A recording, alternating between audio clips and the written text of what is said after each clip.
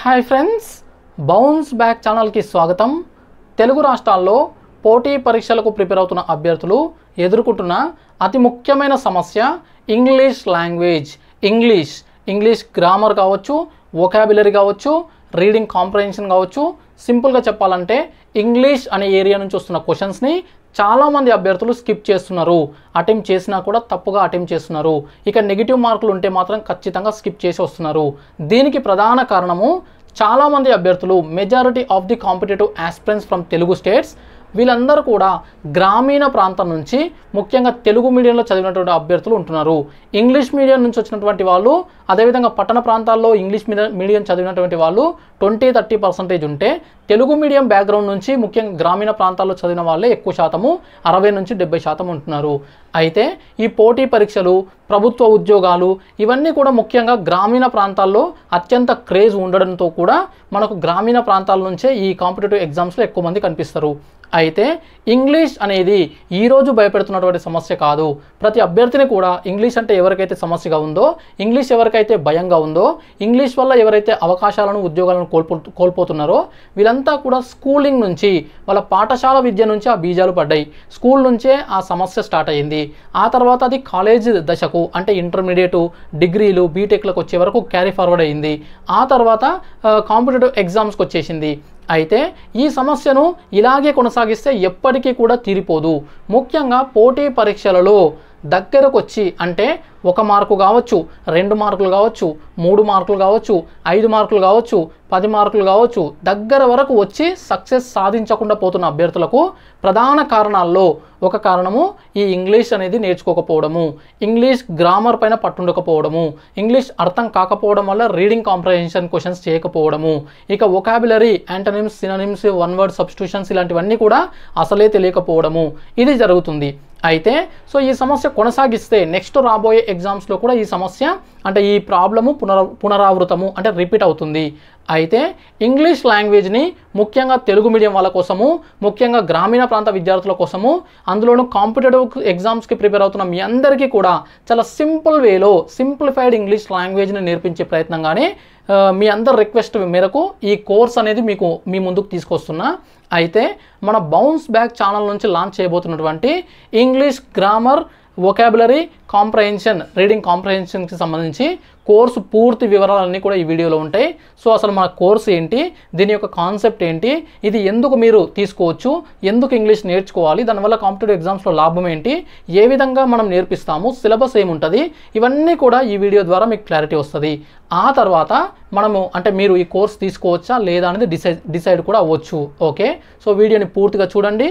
చూస్తే ఖచ్చితంగా మీకు నచ్చుతుంది. లైక్ అయితే చేయండి. అదేవిధంగా మీకు ఉపయోగపడకపోయినా, అవసరం ఉన్నా లేకపోయినా మీ మిత్రులకు ఎవరికైనా అవసరం ఉండొచ్చు కాబట్టి ఈ వీడియో షేర్ చేయండి. అట్లీస్ట్ వాళ్ళైనా ఉపయోగించుకుంటారు. అదేవిధంగా మన వీడియోస్ని రెగ్యులర్గా చూస్తూ సబ్స్క్రైబ్ చేయని వాళ్ళు కూడా కొంతమంది ఉన్నారు. సో మీరంతా సబ్స్క్రైబ్ చేసుకోండి. ఇక కొత్తగా మన ఛానల్కి వచ్చి వ్యూస్, అంటే కొత్తగా మన ఛానల్ని చూస్తున్న వాళ్ళందరూ కూడా ఛానల్ని సబ్స్క్రైబ్ చేసుకుంటే అనేక రకాల అంశాలపైన మన వీడియోస్ అనేటివి మంచి క్వాలిటీతోనో, మంచి కంటెంట్తోనో మీ ముందుకు వస్తాయి. ఓకే, సో వీడియో లెంత్ కాస్త ఎక్కువగా ఉండొచ్చు. సో 1.25 లేదా 1.5 స్పీడ్లో పెట్టుకోనైనా చూడండి, కానీ మొత్తం చూసే ప్రయత్నం చేయండి. ఓకే, సో ఇంగ్లీష్ లాంగ్వేజ్కి సంబంధించి పూర్తి వివరాలు తెలుసుకునే ప్రయత్నం చేద్దాం. సో ఫ్రెండ్స్, బేసిక్ ఇంగ్లీష్ అంటే గ్రామర్, అదేవిధంగా వొకాబులరీ అంటే వర్డ్స్ అంటే పదాలు, వాటి యొక్క అర్థాలు, వాటికి సంబంధించిన కాన్సెప్ట్స్, అదేవిధంగా రీడింగ్ కాంప్రహెన్షన్ అంటే ప్యాసేజీలు ఇచ్చి వాటిని చదివి అర్థం చేసుకోవడము. సో దీనికి సంబంధించి మన కోర్సు ఉండబోతుంది. అయితే అసలు ఇంగ్లీష్ గురించి మనం ఒకసారి బ్రీఫ్గా తెలుసుకున్నట్టయితే, ఇంగ్లీష్ అనేది ఏ సబ్జెక్ట్ కిందికి వస్తుంది అని మీకు డౌట్ ఉండొచ్చు. అయితే డౌట్ ఉన్నా లేకపోయినా ఇంగ్లీష్ అనేది ఏ సబ్జెక్ట్ కిందికి రాదు. ఇది ఒక సబ్జెక్టే కాదు. ఇంగ్లీష్ అనేది ఒక భాష, ఒక లాంగ్వేజ్. అసలు లాంగ్వేజ్ యొక్క పర్పస్ ఏంటి, లాంగ్వేజ్ యొక్క పని ఏంటి అంటే, it is the medium for communication. Okay, ఇది ఒక కమ్యూనికేషన్ చేయడం కోసం ఉపయోగించే ఒక మీడియం, ఒక మధ్యగా ఉండేటువంటి ఒక యానకం, అంటే తెలుగులో చెప్పాలంటే యానకం అని చెప్పేసి అంటారు కదా, ఆ విధంగా మీడియం అంటే ఇద్దరు వ్యక్తుల మధ్యలో, లేదంటే 2 గ్రూప్స్ మధ్యలో, ఏవైనా 2 కేటగిరీస్ మధ్యలో కమ్యూనికేషన్ జరగాలంటే ఉపయోగించుకునేటువంటి ఒక సాధనము, వాహనము అనుకోవచ్చు. సో ఇంగ్లీష్ అనేది ఒక medium of exchanging words. Okay, communication అంటే ఇద్దరి మధ్యలో సంభాషణ, మాటలు మాట్లాడడం కోసం వాడేటువంటి ఒక మాధ్యమము. కరెక్ట్ చెప్పాలంటే మీడియం అంటే మాధ్యమము. అందుకే ఇది ఒక లాంగ్వేజ్. అయితే ప్రపంచవ్యాప్తంగా వేలాది లాంగ్వేజెస్ ఉన్నాయి. ఇక అనేక సంఖ్యలో అనఫీషియల్గా అంటే గుర్తించబడినటువంటి అనేక ట్రైబల్ లాంగ్వేజెస్ కూడా ఉన్నాయి. కొన్ని లిపి ఉన్నవి ఉన్నాయి, కొన్ని లిపి లేని ఉన్నాయి. లిపి అంటే అక్షరాలు రాసే విధానం లేని లాంగ్వేజెస్ కూడా ఉన్నాయి. అయితే అన్నిట్లోకెల్లా ప్రపంచవ్యాప్తంగా ఇంగ్లీష్ లాంగ్వేజ్ అనేది అత్యంత ప్రజాదరణ, అత్యంత ఫేమస్ అయినటువంటి లాంగ్వేజ్. ఇది ఒక గ్లోబల్ లాంగ్వేజ్. అంటే ఇంగ్లీష్ అనేది అమెరికా వాడు ఒక్కడు, లేదంటే ఇంగ్లీష్ వాడు బ్రిటిష్ వాడు ఒక్కడే మాట్లాడే భాష కాదు. ఇంగ్లీష్ అనేది ప్రపంచంలో ఉన్నటువంటి 190కి పైగా దేశాల్లో దాదాపుగా ప్రతి దేశంలో కూడా అవసరమే, ప్రతి దేశంలో కూడా మాట్లాడుతున్నారు. అయితే కొన్ని దేశాల్లో ఇది అఫీషియల్ లాంగ్వేజ్ ఉంది, కొన్ని దేశాల్లో లేకపోయినప్పటికీ ఇంగ్లీష్ లాంగ్వేజ్ అయితే వాడకంలో ఉంది. అదేవిధంగా international communication, international trade, international transport, అంతర్జాతీయంగా జరిగే ప్రతి అంశానికి కూడా ఇంగ్లీష్ లాంగ్వేజ్నే ప్రామాణికంగా తీసుకోవడం అయితే జరుగుతుంది. అయితే ఇది most popular language in the world. ప్రపంచంలో అత్యంత పాపులర్ అయిన లాంగ్వేజ్. ఇదే ఎందుకు ప్రపంచంలో పాపులర్ అయ్యింది అని అంటే అనేక రీజన్స్ ఉన్నాయి. అందులో one of the best examples లేదా రీజన్స్ ఏంటంటే ఇంగ్లీష్ లాంగ్వేజ్ అనేది సింప్లెస్ట్ లాంగ్వేజ్. ప్రపంచంలో అనేక భాషల్లో చాలా సులభమైన భాషల్లో ఇదొకటి. ఇంగ్లీష్ అనేది మనకు కఠినంగా అనిపిస్తుంది, ఎందుకంటే మన మాతృభాష కాకపోవడము, చిన్నప్పటి నుంచి నేర్చుకోకపోవడము, స్కూల్లో భయపడి చదవకపోవడం, నేర్చుకోకపోవడము, కమ్యూనికేషన్ అంటే మాట్లాడడం కోసం స్పోకెన్ ఇంగ్లీష్ అనేది మనకు రాకపోవడము, మన చుట్టూ ఉన్న ఎన్విరాన్మెంట్, వీటన్నిటి వల్ల కఠినంగా అనిపిస్తుంది. కానీ ఇంగ్లీష్ లాంగ్వేజ్ అనేది చాలా ఈజియెస్ట్ లాంగ్వేజ్. యాక్చువల్గా మన తెలుగు లాంగ్వేజ్ చాలా కఠినమైనది. ఇంగ్లీష్లో ఉన్న పదాలు కావచ్చు, సెంటెన్సెస్ కావచ్చు, చాలా సింపుల్గా అర్థమైతే సింపుల్గా నేర్చుకోవచ్చు. కానీ తెలుగు నేర్చుకోవడమే కష్టం. ఫర్ ఎగ్జాంపుల్, ఒక హిందీ పర్సన్ని కానీ, నార్త్ ఇండియన్ని కానీ, లేదంటే ఒక ఫారిన్ పర్సన్ని కానీ తీసుకొచ్చి తెలుగు నేర్పించడానికి కోర్సు కనుక పెట్టి, స్పోకెన్ తెలుగు కోర్స్ పెట్టి తెలుగు నేర్పిస్తే గనక నెల 2 నెలలు కాదు, సంవత్సరం 2 సంవత్సరాలైనా కూడా నేర్చుకోలేడు. అదే ఇంగ్లీష్ అయితే మనం ఒక 2 నెలలు 3 నెలల్లో, నెల రోజుల్లో కూడా నేర్చుకోవచ్చు. మనం చూస్తుంటాం 30 రోజుల్లో ఇంగ్లీష్ నేర్చుకోవడం ఎలా అని అనేక పుస్తకాలు వస్తాయి. కానీ 30 రోజుల్లో తెలుగు నేర్చుకోవడం ఎలా అనే పుస్తకం రాసినా కూడా దండగే. ఎందుకంటే తెలుగు అనేది one of the toughest languages in the world. ప్రపంచంలో కఠినమైనటువంటి భాషల్లో తెలుగు లాంగ్వేజ్ ఒకటి. పదాలు చూడండి, చాలా పదాలు మనం తెలుగులో మాతృభాష అయినప్పటికీ మనకే రావు. గ్రామర్ రాదు. తెలుగులో ఉన్నటువంటి గ్రామర్ అంటే ఆ సందులు, సమాసాలు, ఏమంటారు ఛందస్సు, ఆ గ్రాంథిక భాష, ఇవన్నీ చాలా హెడేక్ అనిపిస్తాయి, అర్థం కూడా కావు. సో ఆ విధంగా ఉంటుంది. కానీ ఇంగ్లీష్ అనేది అలా ఉండదు. చాలా సింప్లెస్ట్ లాంగ్వేజ్ కాబట్టి మోస్ట్ పాపులర్ లాంగ్వేజ్ అయింది, వరల్డ్లో గ్లోబల్ లాంగ్వేజ్ అయింది, ఇంటర్నేషనల్ లాంగ్వేజ్ అయింది ఇంగ్లీష్. ఓకే, సో ఇది అన్నట్లు మనకు చైనా లాంగ్వేజ్ ఉంది. చైనా లాంగ్వేజ్కి ఉన్నటువంటి అక్షరాలు చూడండి ఒకసారి, మొత్తం అన్ని పెద్ద పెద్ద సింబల్స్ లాగా అనిపిస్తాయి. కానీ ఇంగ్లీష్ అలా ఉండదు. చాలా సింపుల్ ఏమంటారు లెటర్స్ అంటే చాలా సింపుల్గా ఉన్నటువంటి అక్షరాలు కూడా ఉంటాయి. అయితే మనకు ప్రపంచవ్యాప్తంగా ఈ లాంగ్వేజ్ పాపులర్ అయింది కాబట్టి ప్రపంచవ్యాప్తంగా అన్నీ కూడా ఇంగ్లీష్ లాంగ్వేజ్ మీద జరుగుతున్నాయి. అయితే ఎందుకు మరి మనం ఎందుకు నేర్చుకోవాలి, అసలు ఫస్ట్ ఎవరు నేర్చుకోవాలి అనేది చూద్దాం. హూ షుడ్ లెర్న్ ఇంగ్లీష్, ఎవరు ఇంగ్లీష్ నేర్చుకోవాలి, అది ఎందుకు, దాని ఇంపార్టెన్స్ ఏంటి, వై, ఎందుకు అనేవి చూసినట్లయితే ఫస్ట్ స్టూడెంట్స్ అంటే స్కూల్ స్టూడెంట్స్ కావచ్చు, కాలేజ్ స్టూడెంట్స్ కావచ్చు, లేదంటే ఇంకేమైనా రీసెర్చ్ స్కాలర్స్ కావచ్చు. వీళ్ళందరూ కూడా ఎందుకంటే వాళ్ళ ఎడ్యుకేషన్ పర్పస్లో ఇంగ్లీష్ నేర్చుకోవాలి. ప్రస్తుతము ప్రపంచవ్యాప్తంగా అదేవిధంగా మన భారతదేశంలో మన తెలుగు రాష్ట్రాల్లో కూడా ఇంగ్లీష్ లాంగ్వేజ్ ఇంపార్టెన్స్ వల్ల ఇంగ్లీష్లోనే ఎక్కువగా స్టడీ ఉంది. ఇంగ్లీష్ మీడియం స్టడీసే ఉన్నాయి. మాతృభాషలకు ఇంపార్టెన్స్ తగ్గిపోయింది. ఈ నేపథ్యంలో ఇంగ్లీష్లో బుక్స్ అర్థం కావాలి, ఇంగ్లీష్లో రాయాలి, ఇంగ్లీష్లో చదవాలి, ఇంగ్లీష్లో అర్థం చేసుకోవాలి, మాట్లాడాలి. వీటన్నిటికీ కూడా ఇంగ్లీష్ లాంగ్వేజ్ స్టూడెంట్స్కి ఖచ్చితంగా కావాలి. ఎవరికైతే ఇంగ్లీష్ రాదో అలాంటి వాళ్ళు అకాడమిక్స్లో వెనకబడిపోవడం అయితే మనం చూడొచ్చు. సో మీరు కనుక ఎవరైనా స్టూడెంట్స్ ఉన్నా కూడా ఈ వీడియో చూసేవాళ్ళు ఇంగ్లీష్ రాకపోతే నేర్చుకోవాలనుకుంటే మన కోర్సు ద్వారా నేర్చుకోండి. నెక్స్ట్ వచ్చేసి టీచర్స్ అంటే ప్రైవేట్ టీచర్స్ కావచ్చు, లేదంటే గవర్నమెంట్ టీచర్స్ కావచ్చు, లేదంటే కోచింగ్ సెంటర్స్లో చెప్పేవాళ్ళు కావచ్చు, ట్యూషన్స్ చెప్పేవాళ్ళు కావచ్చు. టీచ్ చేసే ప్రతి ఒక్కరు కూడా తెలుగు టీచ్ చేస్తున్నట్లుగా ఇంగ్లీష్ టీచ్ చేయాలంటే ముందు ఇంగ్లీష్ రావాలి. ఓకే, సో అందరూ తెలుగు మీడియం వాళ్ళే ఉండరు కదా. సో ఇంగ్లీష్ మీడియం వాళ్ళు కూడా టీచింగ్ చేయాలంటే ఇంగ్లీష్ అనేది మినిమం కనీసం అంటే ఒక బేసిక్ లెవెల్లో అయినా తెలిసి ఉండాలి, అండర్స్టాండ్ అయి ఉండాలి, టీచింగ్ చేసే విధంగా నేర్చుకోవాలి. సో ముందు మనం ఫస్ట్ బోధించాలంటే మనం నేర్చుకోవాలి. ఇంగ్లీష్లో బోధించాలంటే ఇంగ్లీష్లో మాట్లాడడము, ఇంగ్లీష్లో రాయడము, ఇంగ్లీష్లో అర్థం చేసుకోవడము రావాలి. అందుకే టీచర్స్ మీరు ఎవరున్నా కూడా మీకు కూడా అవసరమే. నెక్స్ట్ వచ్చేసి ప్రైవేట్ జాబ్ సీకర్స్ అంటే ప్రైవేట్ జాబ్స్ కోసం వెతుకుతున్న వాళ్ళు లేదా ఆల్రెడీ చేస్తున్న వాళ్ళు, ముఖ్యంగా సాఫ్ట్వేర్ రంగంలో ఈ ఎంఎన్సీస్లో అనేక సాఫ్ట్వేర్ కంపెనీస్లో పనిచేసే వాళ్ళు ఫారెన్కి సంబంధించి అమెరికా కావచ్చు, ఆస్ట్రేలియా కావచ్చు, కెనడా కావచ్చు, బ్రిటన్ కావచ్చు, ఇతర దేశాలకు సంబంధించినటువంటి వ్యవహారాలు అంటే ఆ సాఫ్ట్వేర్ సంబంధించిన వర్క్స్ చేస్తుంటారు. కాబట్టి ఇంటర్నేషనల్ కస్టమర్స్, క్లయింట్స్ అనేవాళ్ళు ఉంటారు. వాళ్ళతో కమ్యూనికేషన్ చేసేటప్పుడు ప్రాబ్లం చాలా ఉంటుంది. 2 రకాల ప్రాబ్లమ్స్ వస్తాయి. ఒకటి, ఫస్ట్ ప్రాబ్లం వచ్చేసి అసలు ఇంగ్లీషే రాకపోతే, అంటే ఇంగ్లీష్ రాకపోయినా, సరిగ్గా రాకపోయినా, తప్పులు మాట్లాడినా, తడబడుతూ మాట్లాడినా, సో దానివల్ల చాలా ప్రాబ్లమ్స్ అయితే ఇవి చాలామంది ఫేస్ చేస్తుంటారు. ఓకే, చాలామంది ఫేక్ రిఫరెన్స్ పెట్టో లేదంటే ఏదో ఒక రకంగా జాబ్స్ తెచ్చుకుంటారు. అందరు కాదు, కొంతమంది. కానీ అక్కడికి వెళ్ళిన తర్వాత కమ్యూనికేషన్లో చాలా ప్రాబ్లం అవుతుంది ఇంగ్లీష్ రాకపోవడం వల్ల. సెకండ్ ప్రాబ్లం వచ్చేసి ఫారెన్ కంట్రీస్ వాళ్ళతో, క్లయింట్స్తో మాట్లాడేటప్పుడు వాళ్ళ యొక్క యాక్సెంట్ అనేది వేరే ఉంటుంది, అంటే మాట్లాడే స్లాంగ్ అనేది వేరే ఉంటుంది. సో దానివల్ల అది మన ఇండియన్స్తో మ్యాచ్ అవ్వదు, మనకు అండర్స్టాండింగ్ కాదు, చాలా కష్టంగా అర్థం చేసుకోవాల్సి ఉంటుంది.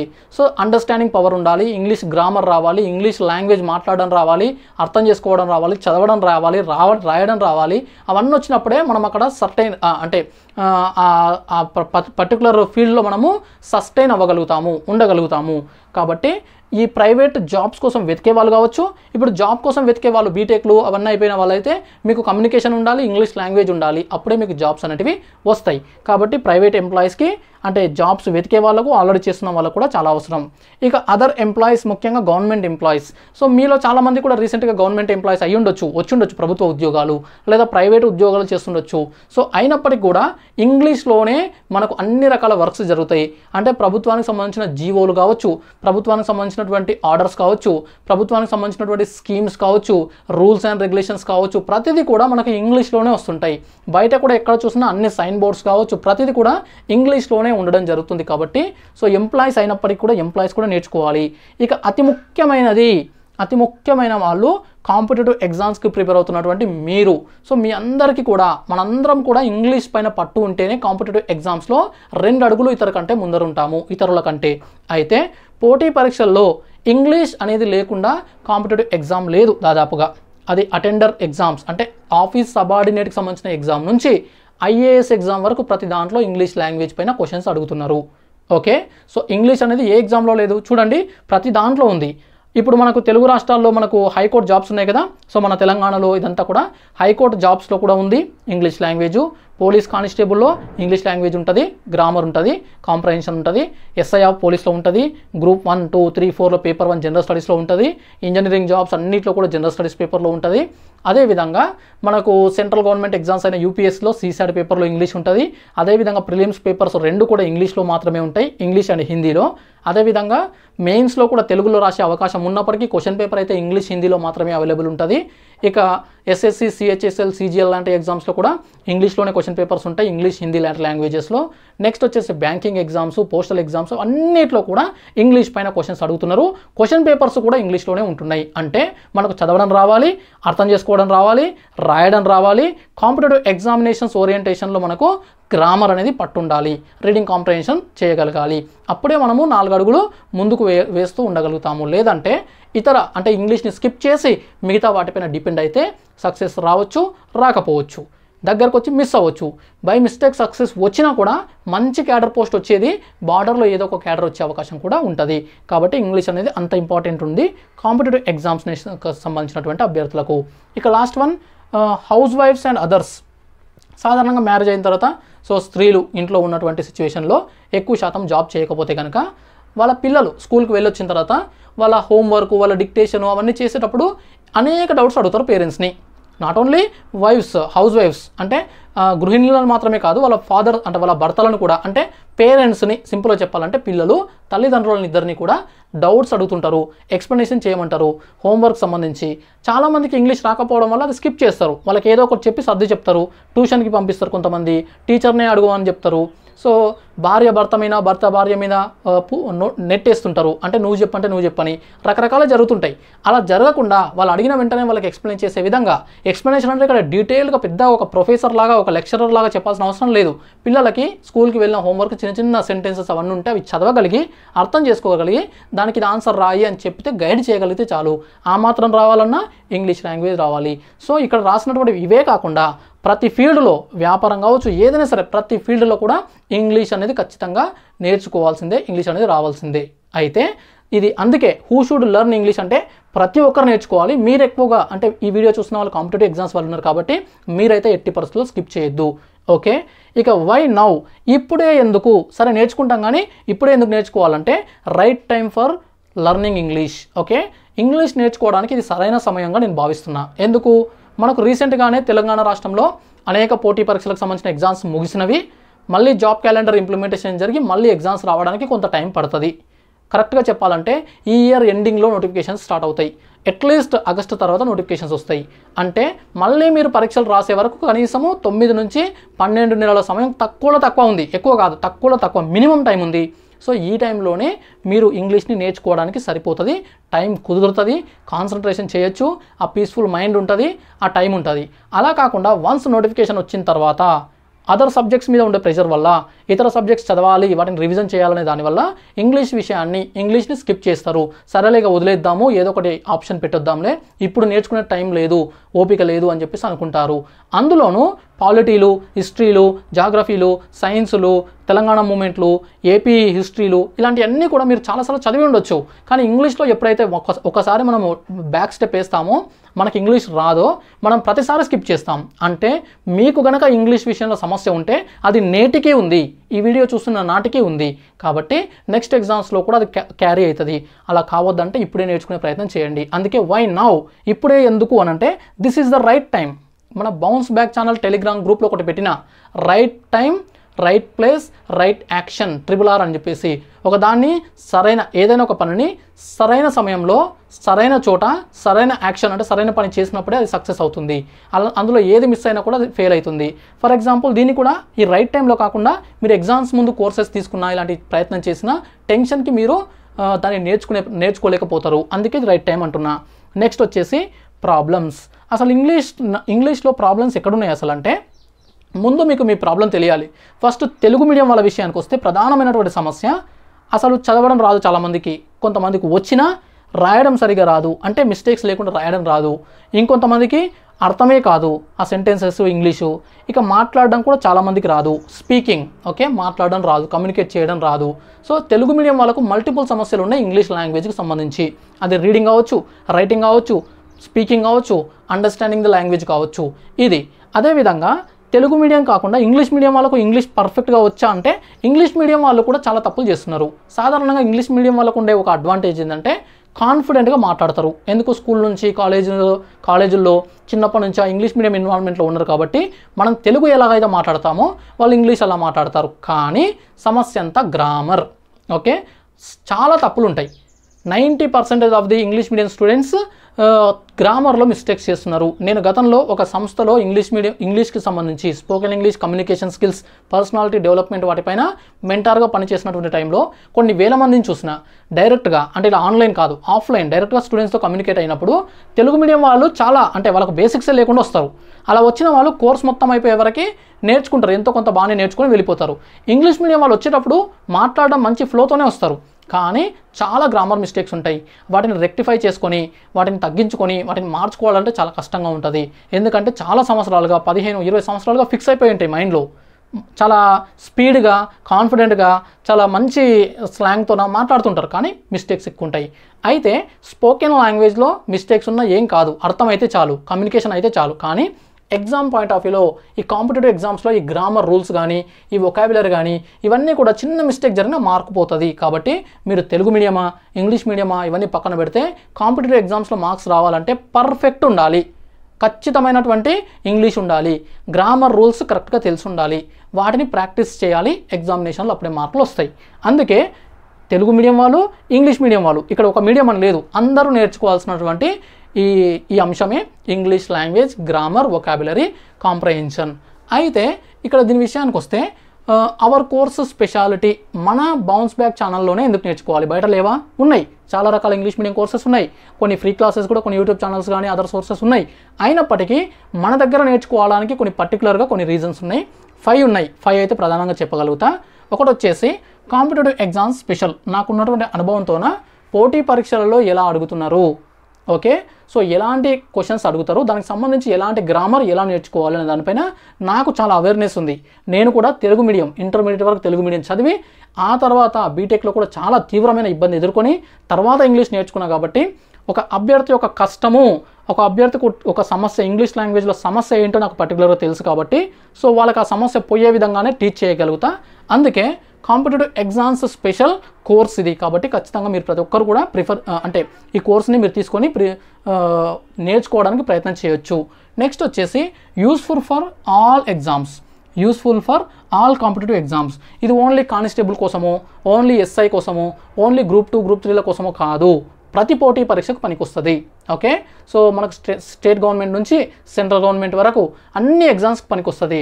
సాధారణంగా మనకు సెంట్రల్ గవర్నమెంట్ ఎగ్జామ్స్లో తెలుగు స్టేట్స్ నుంచి చాలా తక్కువ మంది సక్సెస్ అవుతుంటారు. అంటే ఎస్ఎస్సి, సిజిఎల్ఎస్, సిహెచ్ఎస్ఎల్ లాంటివి కావచ్చు, అదేవిధంగా బ్యాంకింగ్ కావచ్చు, యూపీఎస్సీ కావచ్చు, ఇవన్నీ కూడా ఎందుకంటే ఇంగ్లీష్ లాంగ్వేజ్ ప్రాబ్లం వల్ల. అదే నార్త్ ఇండియన్స్కి ఇంగ్లీష్ వస్తుందా అంటే వాళ్ళు ఇంకా వరెస్ట్గా ఉంటారు యాక్చువల్గా. కానీ వాళ్ళకు హిందీలో కూడా ఉంటుంది పేపర్, అది యూపీఎస్సీ నుంచి ప్రతి ఎగ్జామ్ ఇంగ్లీష్తో పాటు హిందీ కూడా ఉంటుంది. వాళ్ళు హిందీ మాతృభాష కావడం వల్ల ఈజీగా మన తెలుగులో మనం ఎట్లా అండర్స్టాండ్ చేసుకుంటామో వాళ్ళు అట్లా చేసుకుంటారు. మనకు ఆ ఫెసిలిటీ లేదు చాలా ఎగ్జామ్స్లో, ఇంగ్లీషే మనం నేర్చుకోవాల్సి ఉంటుంది. అప్పుడే మనకు మన యొక్క సంఖ్య పెరుగుతుంది సెంట్రల్ గవర్నమెంట్ ఎగ్జామ్స్లో కూడా. అందుకే useful for all competitive exams. Okay, ఇదొకటి.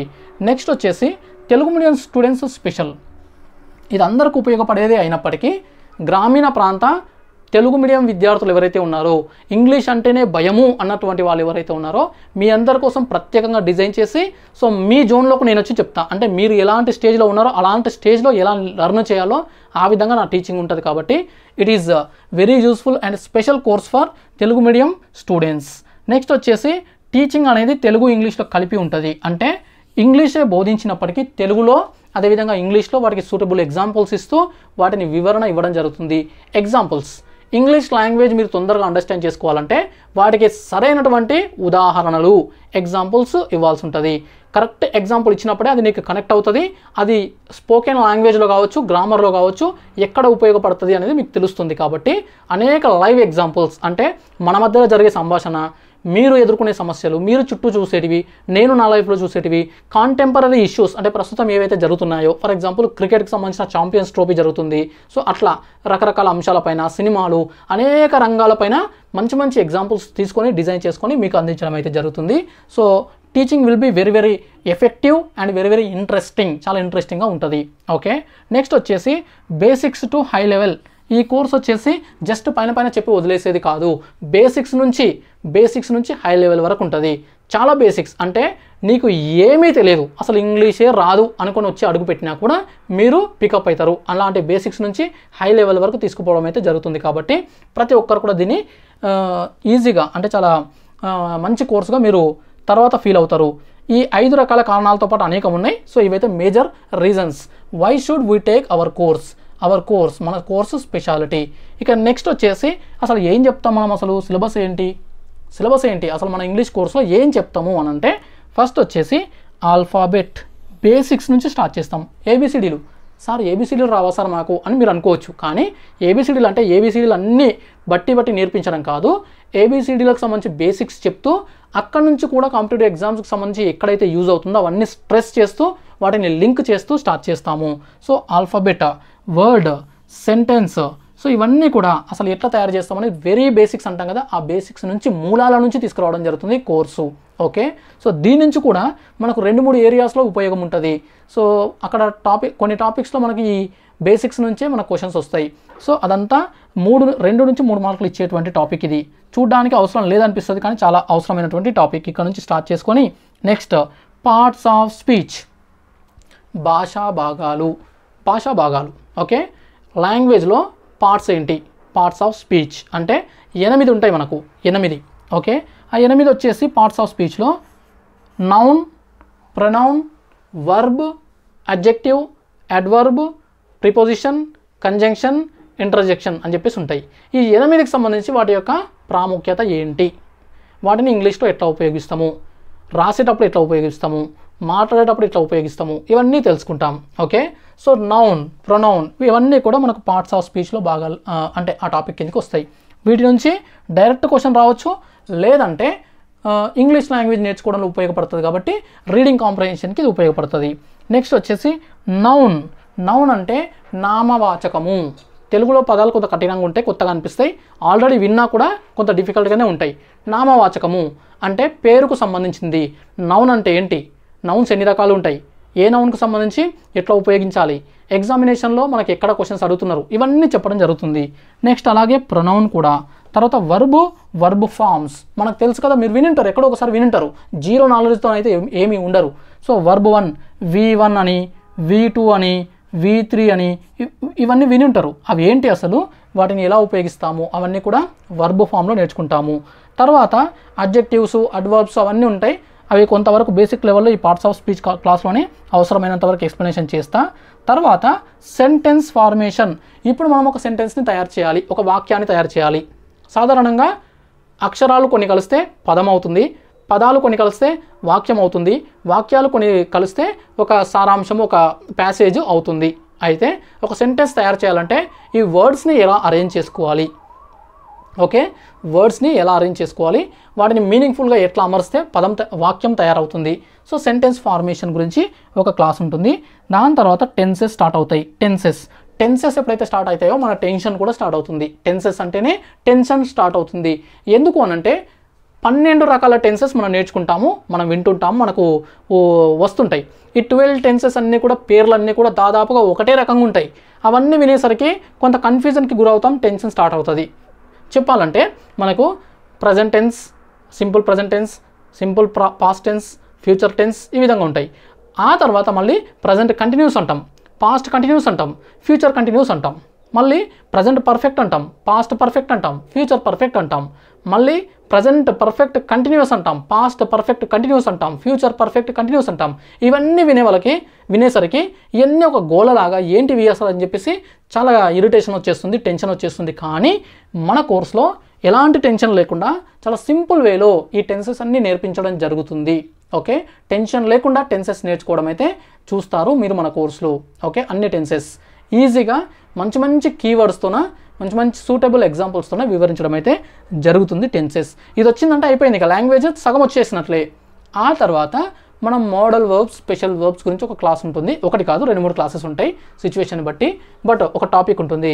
అంటే can, could, may, might, should, must, would ఇలాంటి పదాలు.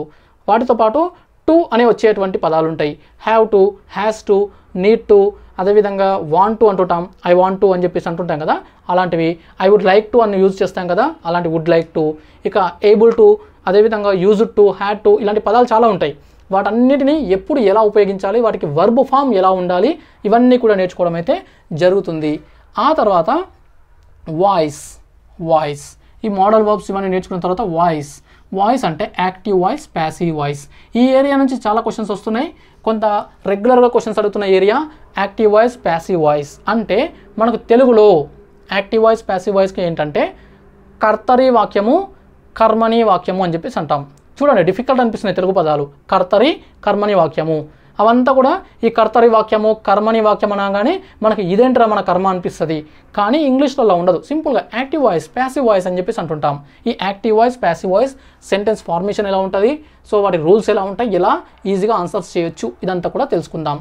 ఆ తర్వాత speech, direct speech, indirect speech, ప్రత్యక్ష వాక్యాలు, పరోక్ష వాక్యాలు అని చెప్పేసి తెలుగులో అంటుంటాం. ప్రత్యక్ష, పరోక్ష వాక్యాలు. ఇంగ్లీష్లో డైరెక్ట్ స్పీచ్, ఇండైరెక్ట్ స్పీచ్ వీటి గురించి నేర్చుకుంటాం. This is also one of the most important topics in English grammar. Okay, ఇందులో నుంచి కూడా చాలా క్వశ్చన్స్ వస్తున్నాయి. ఆ తర్వాత డిగ్రీస్ ఆఫ్ కంపారిజన్ పోల్చడం ఎలా, ఎన్ని రకాలుగా పోలుస్తాం, అలాంటి వాటిపైన కూడా క్వశ్చన్స్ వస్తున్నాయి. నెక్స్ట్ వచ్చేసి క్వశ్చన్ ట్యాగ్స్ సింపుల్ టాపిక్, ఒక క్వశ్చన్ పక్కా, చాలా ఈజీ టాపిక్. అదేవిధంగా స్పెల్లింగ్ టెస్ట్, పదాలు, వర్డ్స్ ఏవైతే ఉంటాయో అందులో స్పెల్లింగ్ అనేది మనం చాలా మిస్టేక్స్ చేస్తాం. అందులో కూడా మోస్ట్ కన్ఫ్యూజింగ్ వర్డ్స్ అడుగుతుంటారు. స్పెల్లింగ్ కొన్ని అనేటివి సింపుల్గా ఉంటాయి, కొన్ని చాలా కన్ఫ్యూజింగ్ స్పెల్లింగ్స్ ఉంటాయి. అలాంటి వాటి నుంచి అడుగుతారు. అవన్నీ లిస్ట్ అవుట్ చేసుకొని ఎగ్జామ్ పాయింట్ ఆఫ్ వ్యూలో ఇంపార్టెంట్ వాటిని డిస్కస్ చేసుకొని క్లాస్ అయితే చెప్పుకోవడం జరుగుతుంది. అదేవిధంగా మిస్సింగ్ లెటర్స్ కూడా ఒక పదం ఇచ్చేసి అందులో కొన్ని అక్కడక్కడ అక్షరాలను మింగేస్తారు, తీసేస్తారు. వాటిని మనము అమర్చాలి, మిస్సింగ్ లెటర్స్ ఉంటాయి. అదేవిధంగా ఈ స్పెల్లింగ్ ఒకటి, ఈ 2 ఏరియాస్ నేర్చుకుంటాం. తర్వాత కండిషన్స్, ఇఫ్ కండిషన్స్ అంటాం లేదా కండిషనల్ సెంటెన్సెస్ అంటుంటాము. ఇఫ్ ఒకవేళ ఇఫ్ అనే కాన్సెప్ట్ మీద 3-4 రకాల కాన్సెప్ట్స్ ఉన్నాయి మళ్ళీ. సో వాటన్నిటిని కూడా ఎగ్జామినేషన్లో అడుగుతున్నారు, అది కూడా నేర్చుకుంటాం. ఖచ్చితంగా 1-2 క్వశ్చన్స్ వస్తాయి. ఇక్కడ కొంత కన్ఫ్యూజింగ్ కూడా ఉంటుంది, కొన్ని మిస్టేక్స్ కూడా రెగ్యులర్ చేస్తున్నారు. అవి లేకుండా మీరు లాంగ్వేజ్ని రెక్టిఫై చేసుకోగలుగుతారు. ఆ తర్వాత బీ ఫార్మ్స్ అని చెప్పేసి బీ ఫార్మ్స్ ఉంటాయి. బీ ఫార్మ్స్ అవి ఎన్ని ఉంటాయి, వాటిని ఎన్ని రకాలుగా ఉపయోగించవచ్చు అనే దానిపైన క్లాసెస్ ఉంటాయి. తర్వాత ఆర్టికల్స్, వీటి మీద కూడా 2 క్వశ్చన్స్ పక్కా. ఆర్టికల్స్ ఏ అండ్ ద వీటిపైన 2 క్వశ్చన్స్ ఖచ్చితంగా అడుగుతున్నారు. సో ఇది ఒక ఇంపార్టెంట్ టాపిక్. నెక్స్ట్ ప్రిపోజిషన్స్, మీ లాంగ్వేజ్ యొక్క పొజిషన్ ఎట్లా ఉంది తెలియజేసేది ప్రిపోజిషన్స్ని కరెక్ట్గా యూజ్ చేయడం తెలుస్తాయి. చాలామందికి టెన్సెస్ తెలుస్తాయి, సెంటెన్స్ ఫార్మేషన్ వస్తుంది, అన్ని కరెక్ట్గా చేస్తారు, కానీ ప్రిపోజిషన్స్ అనేవి తప్పుగా ఉపయోగిస్తారు. ముఖ్యంగా ప్రిపోజిషన్స్ ఇండివిజువల్గా తీసుకున్నప్పుడు ఒక మీనింగ్ ఇస్తాయి, సెంటెన్స్లో దూర్చినప్పుడు, సెంటెన్స్లో ఇంక్లూడ్ చేసినప్పుడు ఒక మీనింగ్ ఇస్తుంటాయి కొన్ని సందర్భాల్లో. అందుకే ఎక్కువ మిస్టేక్స్ అవుతుంటాయి. ఫర్ ఎగ్జాంపుల్ ఇన్ అనేది ఒక ప్రిపోజిషన్, ఇన్ అంటే లోపల, ఆన్ అంటే పైన, ఓకే. సో ఎట్ అంటే వద్ద. ఈ విధంగా మనము నేర్చుకుంటాం వాటి మీనింగ్స్, కానీ ఉపయోగించేటప్పుడు డిఫరెంట్గా ఉపయోగిస్తాం. కొన్ని సందర్భాల్లో వాటి మీనింగ్ యాజ్ ఇట్ ఈస్గా ఉంటుంది, కొన్ని సందర్భాల్లో మారుతుంటుంది. సో ప్రిపోజిషన్స్ అనేది వెరీ ఇంపార్టెంట్ టాపిక్ అవ్వడానికి రీజన్ అదే. వీటి నుంచి కూడా మిస్టేక్స్ ఎక్కువ చేస్తున్నాం కాబట్టి క్వశ్చన్స్ అనేటివి అడుగుతారు. ముఖ్యంగా వీటిని ఇంకో రకంగా కూడా అడుగుతున్నారు. ఎట్లా అంటే ఒక ప్యాసేజ్ లేదా ఒక పారాగ్రాఫ్ ఇచ్చి ఒక 7-8 లైన్లు ఇచ్చి మధ్యలో ఫిల్ ఇన్ ద బ్లాంక్స్ ఇస్తారు, ఇలా గ్యాప్. అక్కడ ఎట్ అనేది ఫిల్ చేయాలన్నా, ఫర్ అనేది ఫిల్ చేయాలన్నా, అమాంగ్ అనేది ఫిల్ చేయాలన్నా, బిసైడ్ అనేది ఫిల్ చేయాలన్నా, బై అనేది పెట్టాలన్నా, ఇట్లాంటి ప్రిపోజిషన్స్ వచ్చే విధంగా ఈ ప్యాసేజ్ని ఫిల్ ఇన్ ద బ్లాంక్స్ రూపంలో కూడా అడగడం అనేది రీసెంట్ క్వశ్చన్స్లో మనం చూస్తున్నాం. నెక్స్ట్ వచ్చేసి సబ్జెక్ట్ వర్బ్ అగ్రిమెంట్ అనే ఒక టాపిక్ ఉంటుంది, కొన్ని రూల్స్ ఉంటాయి. సో ఇది కూడా ఖచ్చితంగా నేర్చుకోవాలి. ఒక క్వశ్చన్ వస్తుంది, 1-2 రావచ్చు. కన్ఫ్యూజ్డ్ ఆర్ మిస్యూజ్డ్ వర్డ్స్, కొన్ని పదాలు కన్ఫ్యూజ్ అవుతాం, వాటి ప్రొనౌన్సియేషన్ కావచ్చు, వాటి స్పెల్లింగ్ కావచ్చు, వాటి మీనింగ్ కావచ్చు. సో కన్ఫ్యూజ్ అవుతుంటాం. ఆ కన్ఫ్యూజ్ అవ్వకుండా అట్లాంటి పదాలన్నీ కూడా నేర్చుకోవాల్సి ఉంటుంది, ఎప్పుడు ఎలా ఉపయోగించుకోవాలో తెలుసుకోవాల్సి ఉంటుంది. నెక్స్ట్ వచ్చేసి వొకాబులరీ అంటే పదాలు, వాటి అర్థాలు. అందులో సినోనిమ్స్ అంటే సేమ్ అర్థం వచ్చేటివి, యాంటోనిమ్స్ అంటే వ్యతిరేక అర్థాలు వచ్చేటి, వాటిని నేర్చుకుంటాము. మన భాష ఎంత మంచిగా మాట్లాడినా, తప్పులు లేకుండా మాట్లాడినా దానికి దానికి ఒక గ్లామర్ యాడ్ అయ్యేది ఎప్పుడంటే, గ్రామర్ నేర్చుకున్నా కూడా ఇంగ్లీష్ లాంగ్వేజ్కి గ్రామర్ యాడ్ అయ్యేది ఎప్పుడంటే, గ్రామర్ నేర్చుకున్న ఇంగ్లీష్ లాంగ్వేజ్కి గ్లామర్ యాడ్ అయ్యేది ఎప్పుడంటే మంచి పదాలు వాడినప్పుడు. ఆ పదాలు మనకు రావాలి అంటే మనకు వర్డ్ పవర్ పెరగాలి, వొకాబులరీ ఎక్కువగా ఉండాలి. అలా ఉండాలంటే ఏం చేయాలి, ఎలాంటి పదాలు మనం ఉపయోగించాలి, వాటి మీనింగ్స్ ఏంటి, ఎగ్జామ్లో రెగ్యులర్ అడుగుతున్న పదాలు ఏంటి, యాంటోనిమ్స్ ఏంటి, సినోనిమ్స్ ఏంటి, ఇవన్నీ నేర్చుకుంటాము. వాటితో పాటు మీరు ఇంకా మీ కెపాసిటీ ఉన్నంత వరకు కొత్త పదాలు నేర్చుకోవాలంటే ఎలాంటి ప్రాక్టీస్ చేయాలి, ఎలాంటి ఎక్సర్సైజ్ చేయాలి. ఎక్సర్సైజ్ మీన్స్ ఇక్కడ ఫిజికల్ ఎక్సర్సైజ్ కాదు, లాంగ్వేజ్కి సంబంధించిన ఎక్సర్సైజ్ ఏం చేయాలనేది కూడా చెప్పడం జరుగుతుంది. ఓకే, సినోనిమ్స్, యాంటోనిమ్స్ అవన్నీ నేర్చుకుంటాం. నెక్స్ట్ వచ్చేసి వన్ వర్డ్ సబ్స్టిట్యూషన్స్. కొన్నింటిని పూర్తిగా వివరించకుండా చిన్న పదంతో, ఒక సింగిల్ పదంతో వివరిస్తాం. అంటే ఒక పదం రాస్తే దాంట్లో చాలా మీనింగ్ ఉంటుంది. సో అట్లాంటి వాటిని వన్ వర్డ్ సబ్స్టిట్యూషన్స్ అని చెప్పేసి అంటుంటాము, అవి కూడా నేర్చుకుంటాం. Next very important idioms and phrases. Idioms అంటాం సింపుల్గా జాతీయాలు, తెలుగులో జాతీయాలు. ఈడియమ్స్ని ఎలా ఉపయోగించాలి, ఎందుకు ఉపయోగించాలి అనేది మనకు ఈ టాపిక్లో డిస్కస్ చేద్దాము. అయితే మన లాంగ్వేజ్కి ఇంకా గ్లామర్ పెరగాలంటే, చాలా మంచి అంటే ఒక డిఫరెంట్ వేలో మనం లాంగ్వేజ్ని మాట్లాడాలంటే ఈ జాతీయాలు వాడాల్సి ఉంటుంది.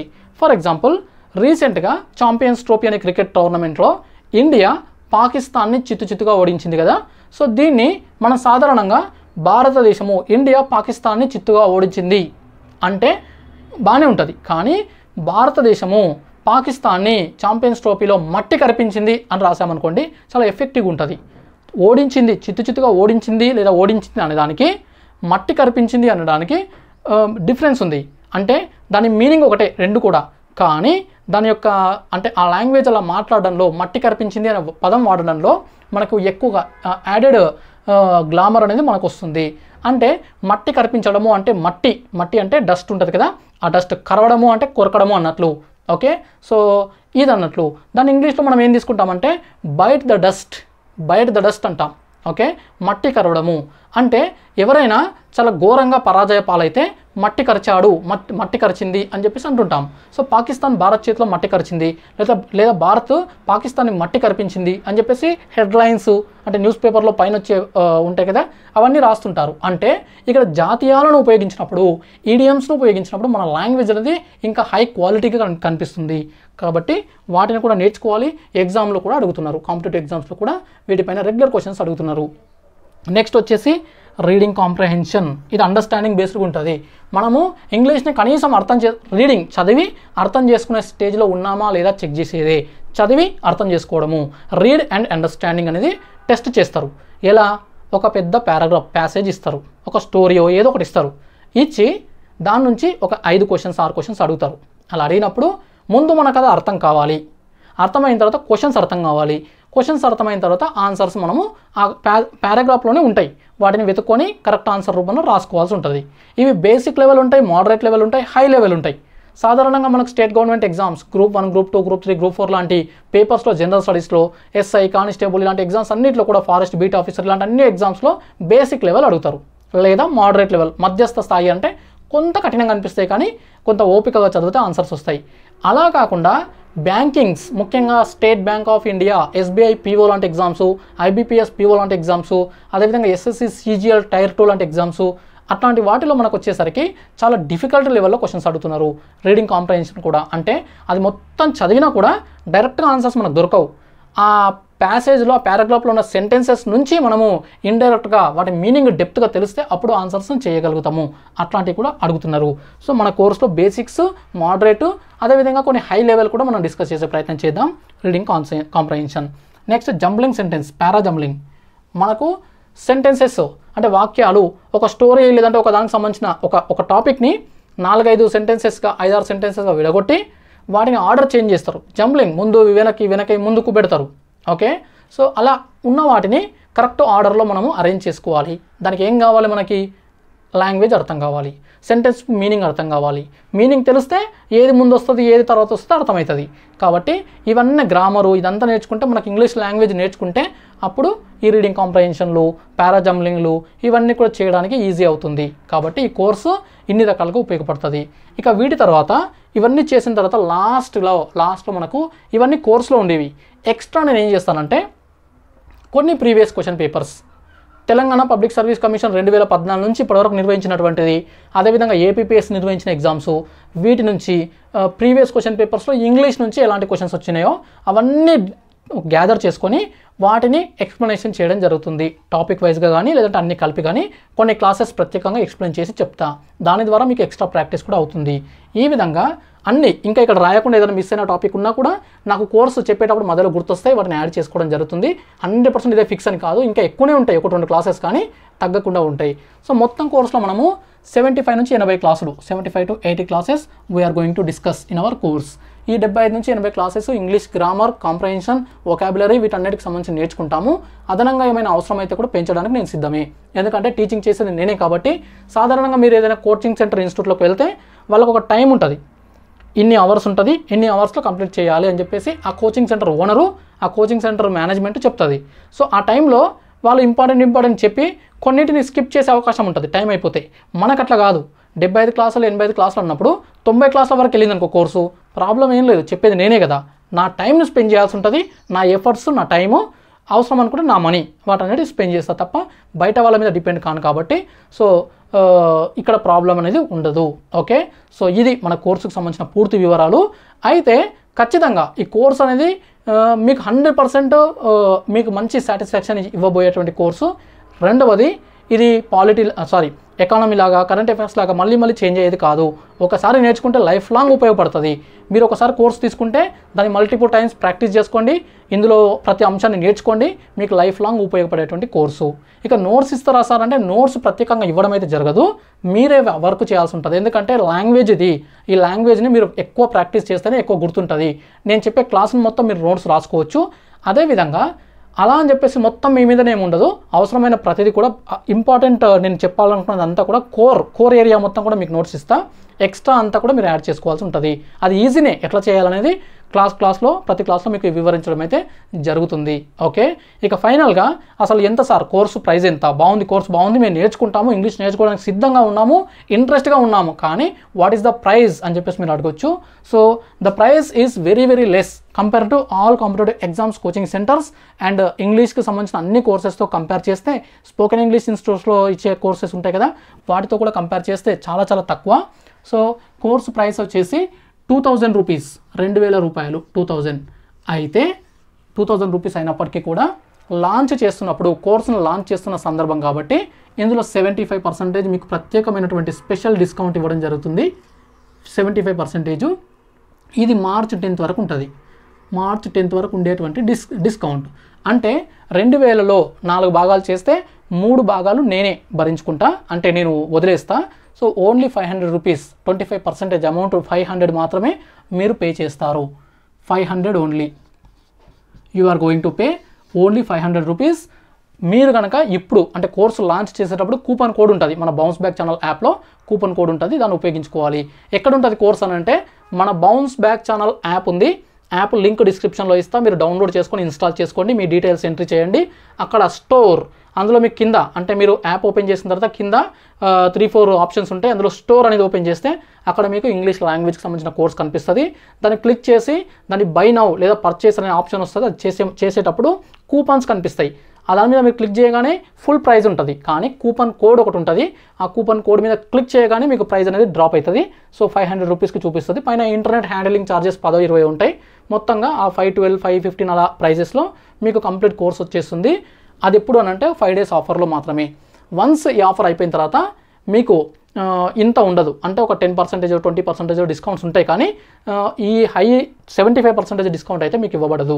తర్వాత ఫెస్టివల్స్, ఉగాది అలాంటి ఫెస్టివల్స్ అవన్నీ వచ్చినప్పుడు కూడా ఒక 30-35% వరకు డిస్కౌంట్ ఉంటుంది తప్ప 75% డిస్కౌంట్ అయితే ఉండదు. ఇక్కడ మీకు 2 ఆప్షన్స్ ఉన్నాయి. ఇమీడియట్గా ఈ హై డిస్కౌంట్లో అయినా తీసుకోవచ్చు, లేదంటే మీరు కోర్స్ మొత్తం అయిపోయిన తర్వాత తీసుకుంటా అంటే ఈ కోర్స్ అంతా అయిపోయిన తర్వాత కూడా మీరు పర్చేస్ చేసుకోవచ్చు, కానీ అప్పుడు డిస్కౌంట్స్ తక్కువ ఉంటాయి. మరి కోర్స్ ఎప్పుడు కంప్లీట్ అవుతుంది అని అంటే course will be completed, okay, course will be completed by June 15th, June 15 నాటికి కంప్లీట్ అవుతుంది. అంటే ఒక 100 days, June 15th. ఈ 80 క్లాసెస్ ఏవైతే ఉన్నాయో 70 నుంచి 80 క్లాసెస్, వాటి కోసం నేను 100 days పెట్టుకున్నా. ఓకే, June 15th నాటికి ఒక 100 days. ఎందుకంటే 75 క్లాసెస్ ఉంటే 75 days రెగ్యులర్గా ప్రతిరోజు చెప్పినా కూడా మధ్యలో ఏదో ఒక డిస్టర్బెన్స్ ఒక రోజు వస్తుంది. కాబట్టి ఒక 20 రోజులు 20-25 రోజులు ఎక్స్ట్రా పెట్టుకున్నా, అంటే ముందు జాగ్రత్తగా. సో డైలీ ఒక క్లాస్ ఉంటుంది, అప్పుడప్పుడు కుదిరితే 2 క్లాసెస్ కూడా చెప్తా. సో 100 daysలో అంటే June 15th నాటికి కంప్లీట్ అవుతుంది. అయితే మీరు అది కంప్లీట్ అయిన తర్వాత తీసుకోవచ్చు, లేదంటే ఇప్పుడే తీసుకోవచ్చు ఇమ్మీడియట్గా కూడా. సో ఆఫర్స్ అయితే మన బౌన్స్ బ్యాక్ ఛానల్ యాప్లో కోర్స్ పైన ప్రస్తుతము ఈ కోర్స్ లాంచ్ చేయగానే ఉంటుంది. ఈరోజు సాయంత్రం అంటే 7 తర్వాత మీకు కోర్స్ అనేది కనిపిస్తుంది. అక్కడ ఈరోజు కంటెంట్ ఏముంటుందంటే ఇదే వీడియో అక్కడ పెడతా, ఇదే వీడియో అదేవిధంగా సిలబస్కి సంబంధించిన ఒక PDF పెట్టడం జరుగుతుంది. రేపు ఒక క్లాస్ యాడ్ అవుతుంది, ఎల్లుండి ఒక క్లాస్ యాడ్ అవుతుంది. మీరు ప్రతిరోజు క్లాస్ వినాలి, విన్న తర్వాత క్లాస్ ఉదయం లేదా సాయంత్రం యాడ్ అవుతుంది. విన్న తర్వాత ఇమీడియట్గా నేను ఇచ్చేటువంటి డిక్టేషను, నేను ఇచ్చేటువంటి హోంవర్క్ చేయాల్సి ఉంటుంది. మీరు చెయ్యము జస్ట్ క్లాస్ వింటామంటే ఈజీగా నేర్చుకోలేరు. ఎంత వర్క్ ఎక్కువ చేయగలిగితే అంత ఈజీగా నేర్చుకోగలుగుతారు. Okay, so this is about our course. So app, మన బౌన్స్ బ్యాక్ ఛానల్ యాప్ వచ్చేసి ప్లే స్టోర్లో ఉంది, అదేవిధంగా యాప్ లింక్ డిస్క్రిప్షన్లో ఇస్తా. ఇక మన టెలిగ్రామ్ గ్రూప్ కూడా ఉంది, టెలిగ్రామ్ గ్రూప్లో కూడా ఈ వీడియో మన బౌన్స్ బ్యాక్ ఛానల్ యాప్ యొక్క లింక్ కూడా టెలిగ్రామ్ గ్రూప్లో షేర్ చేస్తా, ఎలాగైనా సరే మీరు రీచ్ అవ్వచ్చు. Okay, I wish you all the best. So late చేయకండి, ఇమీడియట్గా స్టార్ట్ చేసుకోండి, ఎక్కువ కాలం ప్రాక్టీస్ చేయండి, లైఫ్ లాంగ్ ఉపయోగపడేటువంటి కోర్స్. ఓకే, సో వీడియో నచ్చితే లైక్ చేయండి, షేర్ చేయండి, ఛానల్ని సబ్స్క్రైబ్ చేసుకోండి. చూస్తూనే ఉండండి bounce back channel. Thank you so much.